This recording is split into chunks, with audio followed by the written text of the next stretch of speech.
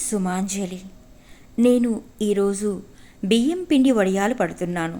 వడియాలు పెడుతూ మీకు మా నాన్నగారు 24 సంవత్సరాల క్రితం ఒక కథ చెప్పారు. నాకు నచ్చిన కథ. అయితే అది కథ కాకపోవచ్చు, పెద్దల దీవెన కావచ్చు. ఇలా కూడా దీవించవచ్చా అని నేను ఆ రోజే తెలుసుకున్నాను. రామయ్య శాస్త్రి గారి కూతురు నిత్య. తనకు పెళ్ళై 10 ఏళ్ళు అయినా పిల్లలు కలగలేదు. పుట్టింటికి వచ్చి తన బాధను తల్లిదండ్రులతో చెప్పి ఎంతో బాధపడింది. శాస్త్రిగారికి కూతురి కష్టం చూసి చాలా బాధ కలిగింది. ఎంతో ఓదార్చారు. అయితే మరుసటి నాటి ఉదయం మెట్టినింటికి బయలుదేరుతూ వాళ్ళ నాన్నగారికి వెళ్ళి వస్తాను నాన్న అని చెప్పగా వెళ్ళిరామ్మా అన్నారు. అప్పుడు నిత్య కళ్ళల్లో నీళ్లు కుక్కుకుంటూ గడప దాటుతూ ఉంటే ఏమైందో వాళ్ళ నాన్నగారికి. ఒక్కసారిగా నీ బొట్టు చెదరా, నీ నల్లలు తెగ, నీ పుస్తెలు పెరగా, నీ ముంగిట ముగ్గు చెరగా అని అన్నారు. నిత్యకు ఎంతో కోపం వచ్చింది. ఏమిటిది అని నాన్నగారిని ఏమీ అనలేక వెళ్ళిపోయింది. 3 నెలల తరువాత నిత్య గర్భవతి అయింది. ఆ శుభవార్తను అత్తగారికి, ఇంట్లో అందరికీ చెప్పి సంబరపడిపోయింది. అప్పుడు వాళ్ళ అత్తగారు ఈ తీపి కబురు అమ్మవాళ్లకు చెప్పమ్మా అన్నారు.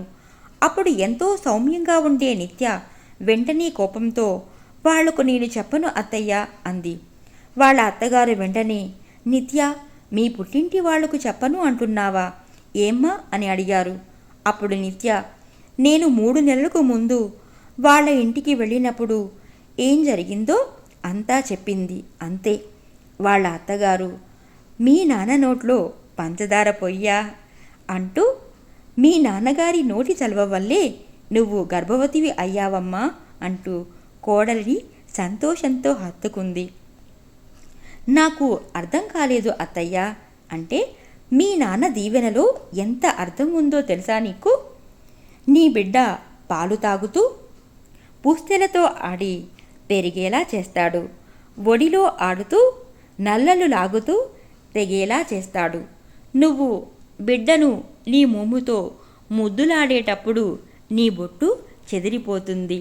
జోగాడుతూ ముంగిట ముగ్గును చెరుపుతాడు. అంటే నీకు పండంటి బిడ్డ పుట్టాలి అని దీవించారమ్మా మీ నాన్నగారు అని చెప్పారు వాళ్ళ అత్తగారు. అప్పుడు నిత్యకు పట్టలేనంత సంతోషం, బాధ కలగలిసి ఎంతో భావోద్వేగానికి గురి అయింది. నీ బొట్టు చెదరా, నీ నల్లలు తెగ, నీ పుస్తెలు పెరగా, నీ ముంగిట ముగ్గు చెరగా. ఎంత గొప్పగా ఉందో కదా ఈ దీవెన. Thank you.